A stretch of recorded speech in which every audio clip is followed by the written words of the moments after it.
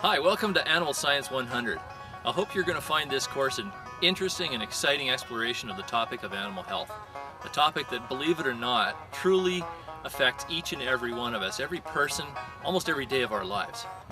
In this lab session today, I want you to begin to consider the ways in which animal health relates to the security of our food supply and how it relates to the safety of our food as well. So your assignment at the end of this video and this lab will be to take some of the information we've learned, and I hope think about some of the food products you eat in a different way, in a new way, in terms of how they relate to the health of animals. But we'll tell you more about that, about the assignment later. Let's move on and take a look around. Hey, there's Dr. Lynn McMullen. Hey Lynn, what a coincidence finding you here in the Green and Gold Community Garden. Hey Craig, fancy meeting you here. This is an awesome place. So Lynn, this is a pretty cool garden. This is awesome. It's all run by volunteers and it's absolutely huge. It's amazing. I've been by here a few times and seen it, but I never realized how big it is. You can buy stuff here. Yeah, and I hear that it's a cooperative effort from Faculty of Agriculture and Public Health. They have all kinds of vegetables here. Yeah, and you can come and buy them on the weekends and I think on Tuesday nights as well. And all the proceeds go to support a program in Rwanda. Is that right? Yeah. So Lynn, you're a professor of food microbiology. So what are you doing in a garden like this? Are you thinking about work when you're here? Actually, no. I'm a meat microbiologist. Okay. So when I come into a garden like this, I don't necessarily think about my work and my research, but certainly what goes on around here can impact what you see here. For example, you've got all kinds of fertilizer coming to this garden. It's organic. Okay. So we're using fertilizer from the farm. So that raises some concerns for me about the safety of the produce that you see here. So you're telling me there's actually a connection between vegetables and produce in a garden like this and animal health? Definitely, because if those animals aren't healthy, and there may be some organisms in their manure that get spread in the farm where our vegetables are grown, then they can get transferred to us. And that's happened lots of times. There's lots of examples, whether it be in Canada or internationally, where people have used contaminated water sources or contaminated manure, put them on the vegetables, you and I consume them, and look what happens, we get sick. Is that right? So it's, when you say organic and they're not using artificial chemicals, you still have to fertilize them. And they're using animal manure or compost as a fertilizer in those cases. Yes. A lot of times in a garden like this, they would want to compost the manure before they put it on the garden, because the composting process actually reduces the risk for us. But in some other countries around the world, we're not exactly sure if they're composting that manure. And there's been lots of examples of foodborne disease where people have used water from contaminated sources, runoff from farms. There's all kinds of examples. So it'd be the irrigation even would have an effect if, depending on where the water came from that you used to runoff irrigate. from a farm, that's what happened in Walkerton. Right, right. So that's pretty important when you start thinking about the connection of animal agriculture to plants and the vegetables we eat. That's pretty amazing. A lot of people don't see that connection, but it's a really important connection, especially from my point of view as a food microbiologist. I want to make sure this stuff is safe, and that's why I'm here. So when we think about animal health and how it relates to food products, it's not just human foods we have to think about then either. No, of course not. A lot of us, including myself, have little pets that we feed, and they sometimes consume things that come from this kind of source. So we have to make sure that their food is safe as well. So pet food still is part of the whole equation in food safety, and pet food has been implicated in outbreaks of human foodborne disease. So that really brings it full circle, doesn't it? It absolutely does. Great. So we hopped in the car and drove down the road to the University of Alberta's Dairy Research and Technology Centre to talk a little bit more about how animal health and food safety are related. So Craig, thanks for bringing me over to see the animals. Yeah, I wanted to get back to some animals and away from all the plants and the vegetables, because animals are what I do. Yeah. But you know, Lynn, you're a meat microbiologist, so you think a lot about the bacteria and the microorganisms that maybe affect our food. Tell me a little bit about how you feel about the safety of our systems in Canada to protect the health of animals or the safety of our food. We actually have a fairly good system in Canada where CFIA is involved in making sure our animals that go into the food supply are healthy. And So I don't worry too much about that. I mean, there have been problems and there continue to be problems, and everybody along the food chain is trying to improve the system. So we have on-farm food safety systems that have been developed over the last 10 to 15 years that have tried to improve what the producers are doing and make them accountable for what they're doing.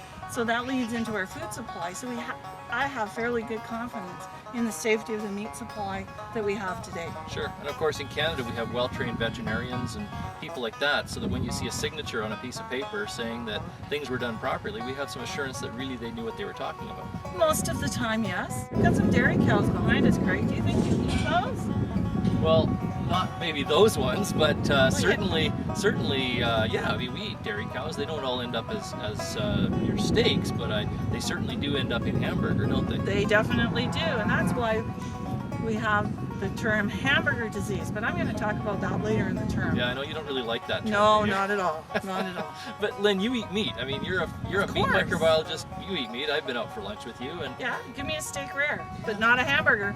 Right. There's a reason. Okay. That's later. So Lynn, what happens to cows like this? I mean, the cows we just lost? I don't know where they went. They probably went in the barn. Yeah, I guess so. It must be feeding time. Yeah. You know, cows like this that go into our food supply, they all go through an ante-mortem inspection where a veterinarian looks at the health of the animal, and then there's also a post-mortem inspection that, again, looks for animal diseases, and if there is any sign of that, CFIA makes sure that those animals are taken out of the food supply, and that's really, really important to the safety of our food. But CFIA does a whole lot of other stuff. In fact, there's somebody from CFIA here at the research station this week, so let's go talk to her a little bit. Okay. I think it'd be interesting. Here right now with Dr. Ingrid Ludwig, who's from the Canadian Food Inspection Agency, and I'm wondering, Ingrid, if you could tell me a little bit about what you're doing here today. So today we're... Dr. Ludwig described the drill going on at the U of A Poultry Research Center today. CFIA staff, including veterinarians, technicians, and inspection staff, are being trained to respond to a suspected disease outbreak. They are practicing the procedures that would be employed if a disease outbreak was reported, including sampling procedures, postmortems, and entry and exit procedures for staff. She went on to explain that this is all part of the mandate of the CFIA, which is dedicated to safeguarding food, animals, and plants, which enhances the health and well-being of Canada's people, environment, and economy. Animal diseases can threaten the health of Canadians and cause multi-million-dollar losses. Canada's reputation for being free from certain serious diseases enhances the international marketability of our animals, their products, and byproducts. To protect human and animal health, the CFIA conducts inspections and has monitoring and testing programs in place to prevent and control the spread of diseases to the livestock and poultry sectors. Protecting the animal resource base begins long before animals enter the market. The CFIA carries out programs related to animal health and production to guard against the entry of foreign animal diseases and to prevent the spread of certain domestic animal diseases. Well, Ingrid really has an interesting job. Yeah. You know, the CFIA is involved in all of the tracking and identification of animal and food products, and sequestering of animals if they're diseased, and tracking them down, and even having to dispose of them sometimes when there's a disease outbreak at a farm. So it'll be really interesting to talk to Ingrid and hear more about her job later when she comes to talk to the class. Yeah. So Lynn, when people walk into a grocery store, do you think they really think very much about the safety of food or the health of the animals that were involved in that production? Now my experience is when you talk to consumers, most of the time they walk into a grocery store and they just assume that everything that's there is safe for them to consume. They don't understand the links that we have to think about to animal health and what happens in the field and during production. They just take it for granted. Yeah, and for the most part in Canada it is pretty safe, but not because of just some miraculous happening. There's a big process involved in getting it there. Yeah, there's a lot of different steps in the production from the animal right to the food in the grocery store that has to take place safely. So you know what would be really interesting? Let's go talk to somebody who runs a grocery store and see what they think and what they can tell us about their end of it. That would be really interesting to talk to somebody who's actually importing foods and selling foods to customers. Maybe we could stop for lunch on the way. That'd be awesome. I'll have a hamburger. Okay. And I really like looking at food, so spending time in a grocery store, hey, what could be better? Let's go.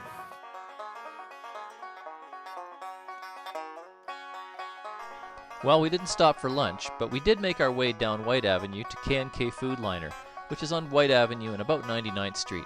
A great little place, specializes in importing European foods and in doing custom meat cutting, and they make some great sausages. Customers expect a lot more information about their food compared to years ago. Customers want to be sure they are getting meats that are free of steroids and are antibiotic-free, are free of nitrates, MSG, and other chemicals. Customers want leaner products, and their knowledge and expectations are far greater. Have you ever seen wieners in a jar? These are actually imported from Germany, and they're really good. I'm here with Kevin Krause, who's the manager of K&K Food Liner, which has been a family business for almost 55 years. Thanks for having us here, Kevin. Man, in Canada, we sure do get food from a lot of places, and we have to depend that they have a good system in their countries to make sure that the food we're importing is healthy. Yeah, we get stuff from Germany, Poland, Denmark. Yeah, and they all have good animal health systems in those countries, so we can depend on that when we import. There's obviously countries in the world that we can't import into Canada. But, tell me a little bit about the food safety steps that you have to take here in the store, because you do a lot of your own meat cutting and sausage preparation and things like that. So tell me some of the steps that you have to take. Every day when our day is over, we have to clean our machines, sanitize our machines. While we're working in the deli, the girls have to clean the machines every hour while they're slicing. And that's about it. So those are regulations that are put in place by the public health people in this country. That's something that a lot of people just sort of take for granted, but people like you, that's a big part of your job, is making sure stuff like that happens, right? If that product becomes contaminated, you ruin your reputation.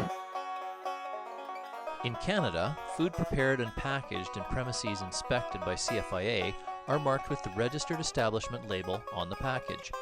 In this case, in the bottom right-hand corner of this package. The number in the crest corresponds to the number of the establishment, and this can be searched on the CFIA website. Just go to the website at inspection.gc.ca and search under Registered Establishments.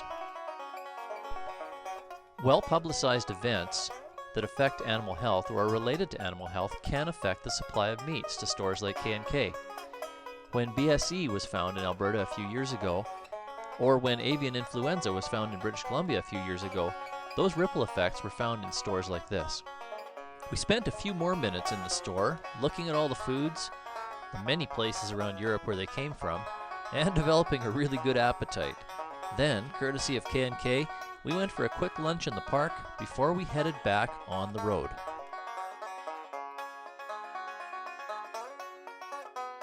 Hey, that was a good lunch, Craig. That was a great lunch. That is thanks to K&K for that great food. No kidding. And thanks to you for taking me out of my office for a day. It's such a beautiful Alberta day. It's a perfect day, and we'll think back on this in the winter when it's freezing and we're sitting in our offices. I might have to come and borrow this video from you and look at it a few times. That's right.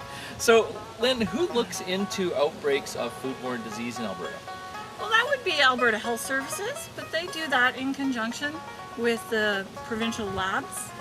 Either within Alberta Health Services or actually also with the Food Safety Division. They also provide support to Alberta Health Services. Okay, so Food Safety Division, that's where the office of the Chief Provincial Veterinarian is? Yeah. Okay. So it's the same place that looks after animal health and animal diseases. That's right. They investigate animal disease, they look into outbreaks of various different things, and but they also quarantines and all that stuff. And they help out with foodborne disease. Okay, so there's a big link there. Yeah. A former student of mine actually works there. She's the head of the laboratory section. Oh, so, that would be Val. Sure. Yeah. And Val is coming to talk to the Animal Science 100 class later in the semester. Yeah, but I think we should go talk to her today. We should. We should just drop in and get a little bit of her input right now. And let's go do that. Okay, let's go.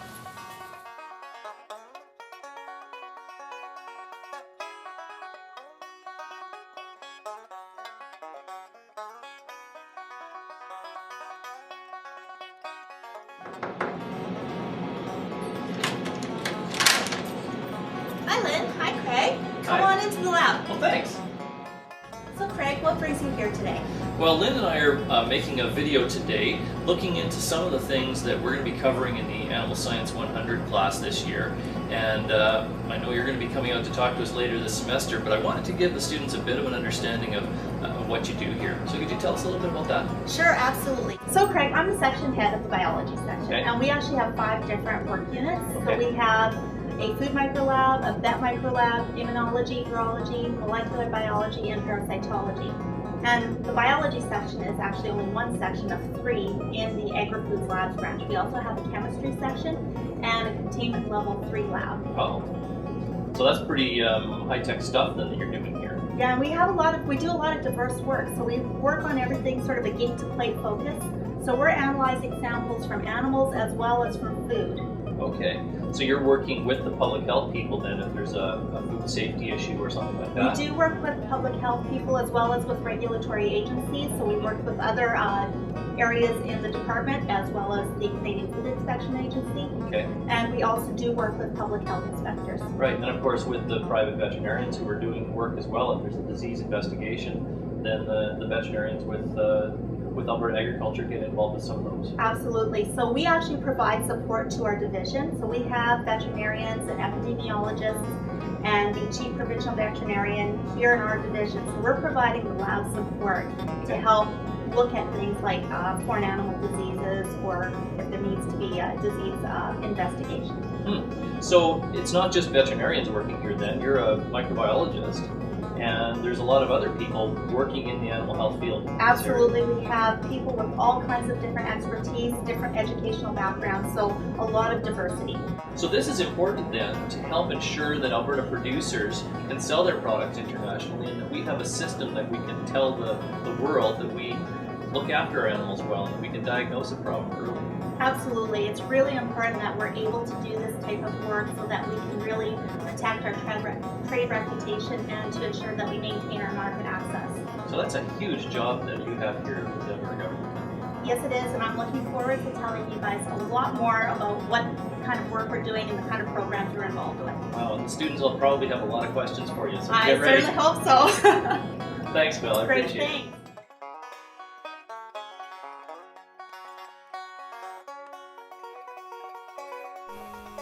Lynn, thanks for coming along with me today. Yeah, it's been great fun, Craig. I've had a lot of fun and we've sure covered a lot of ground. We sure have.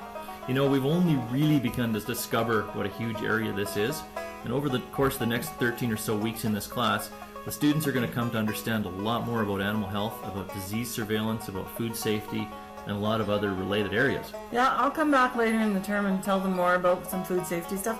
Maybe warp their minds a little bit about that. And that'll be great. And you know, they're going to learn a lot more about how animal health relates to public health, human public health, and international trade, and government regulatory frameworks, and livestock production, and food supply, and... Yeah, but don't forget those pets. Of course not. They have to eat too, and there's been real problems with pet food. I think people forget about that part of the food supply a lot. Well, that's right, and as a clinical veterinarian, I've seen a few of those cases, and yeah, that's an important area that we're going to have to talk some more about as well. And I'll talk about the latest salmonella outbreak. There's 1,500 people in the States sick right now. And that's been in the news a lot, so I'm going to be looking forward to hearing your opinions of that later on this They're semester. talking about feed being the problem. Excellent. Well, we're going to talk more about it. Thanks again. Okay, see you later, Craig.